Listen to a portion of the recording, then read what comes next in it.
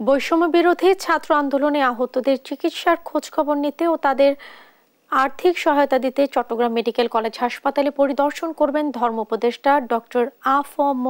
খালিদ হোসেন। সেখান থেকে সরাসরি যুক্ত হচ্ছেন সহকর্মী এ.কে.এম. নাজিম। আমরা যুক্ত হচ্ছি তার সঙ্গে। নাজিম, উপদেষ্টার কখন আসার কথা রয়েছে? আহতদের চিকিৎসা বর্তমান পরিস্থিতি কি? সার্বিক খবরাখবর আমাদের জানাবেন।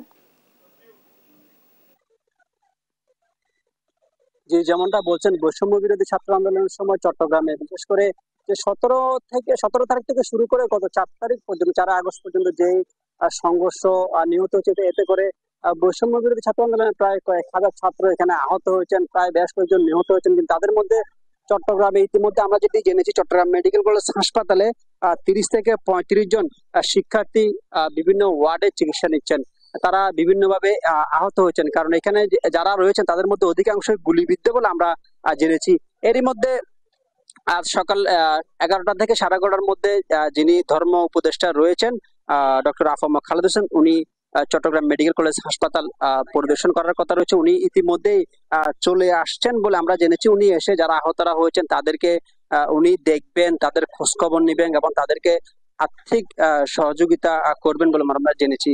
কারণ এর আগেও আরো যারা সরকারের উপদেষ্টা ছিলেন তারা এসেছেন। এবং আরেকটি বিষয় হচ্ছে যে সকালে 9টার দিকে জামাতের আমির শফিকুর রহমান, উনিও চট্টগ্রাম মেডিকেল কলেজ হাসপাতাল পরিদর্শন করেছেন। উনিও এখানে যারা আহতরা রয়েছেন, যারা বৈষম্য বিরোধী আন্দোলনের সময় যারা আহত হয়েছেন তাদের খোঁজ খবর নিয়েছেন, তাদের আর্থিক সহায়তা করেছেন। পাশাপাশি এই আন্দোলনের সময় যেসব শিক্ষার্থী নিহত হয়েছেন, যাদের বাড়ি চট্টগ্রামে, তাদেরও পরিবার পরিজনের খোঁজ দেওয়া হচ্ছে এবং তাদেরকে যেভাবে আর্থিক সহায়তা দেয়া যায় সেটি চেষ্টা করা হচ্ছে। আরেকটি বিষয়, চট্টগ্রাম মেডিকেল কলেজ হাসপাতালের বিভিন্ন ওয়ার্ডে আসলে একরকম দুর্বিষহ জীবন পার করছেন যারা বৈষম্য বিরোধী আন্দোলনে আহত হয়েছেন তারা। কারণ অধিকাংশ শিক্ষার্থী এখানে 30 থেকে 35 জন যে শিক্ষার্থী হাসপাতালের বিভিন্ন ওয়ার্ডে চিকিৎসা নিচ্ছেন, তাদের মধ্যে অধিকাংশ হাতে পায়ে মাথায় বেশি ইনজুর্ড হয়েছেন, কারণ তারা যন্ত্রণায় কাতরাচ্ছেন। কিন্তু চিকিৎসকরা যেটি বলছেন, তাদের যারা শিক্ষার্থীরা আহত অবস্থায় হাসপাতালে চিকিৎসাধীন আছেন, তাদের অধিকাংশ আসলে হয়তো এই ক্ষত বা এই যন্ত্রণা তারা বয়ে বেড়াবেন। কিন্তু তাদের যে চিকিৎসার আর্থিক খরচ, যেটা আমরা বিভিন্ন মাধ্যমে জেনেছি, যে শিক্ষার্থীরা আহত হয়ে চিকিৎসা নিচ্ছেন, তাদের চিকিৎসার ভার ইতিমধ্যে স্বাস্থ্য মন্ত্রণালয় নিয়েছেন।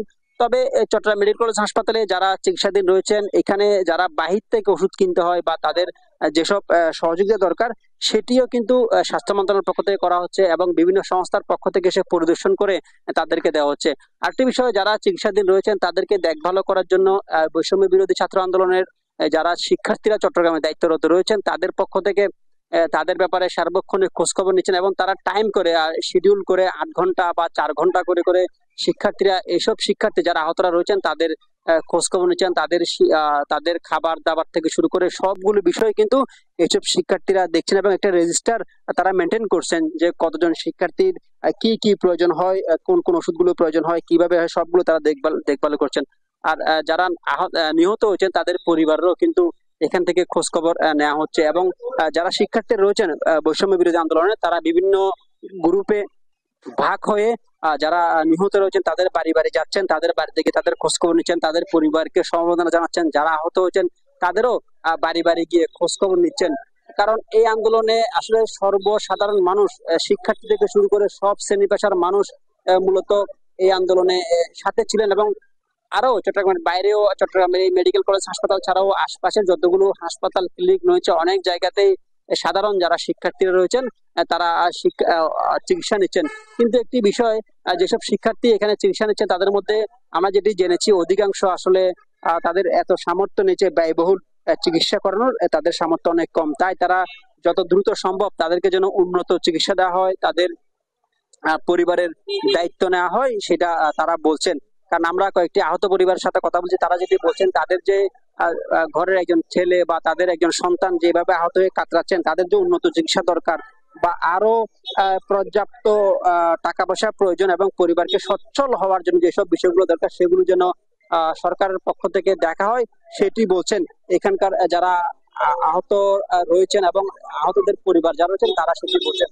আরেকটি বিষয়ে বলে রাখি, ধর্ম উপদেষ্টা এখানে আসার পর চট্টগ্রাম মেডিকেল কলেজে উনি পরিদর্শন করবেন, তাদেরকে আর্থিক সহায়তা দিবেন এবং যেসব ছাত্র নিহত হয়েছেন তাদের পরিবারের কাছেও তিনি যাবেন, তাদের পরিবারের খোঁজখবর নেবেন এবং তাদের বাড়িতে বাড়িতে গিয়ে তিনি খোঁজখবর নেবেন বলে আমরা জেনেছি এবং তাদেরকে আর্থিক সহায়তা দেওয়ারও একটি কথা আমরা জেনেছি।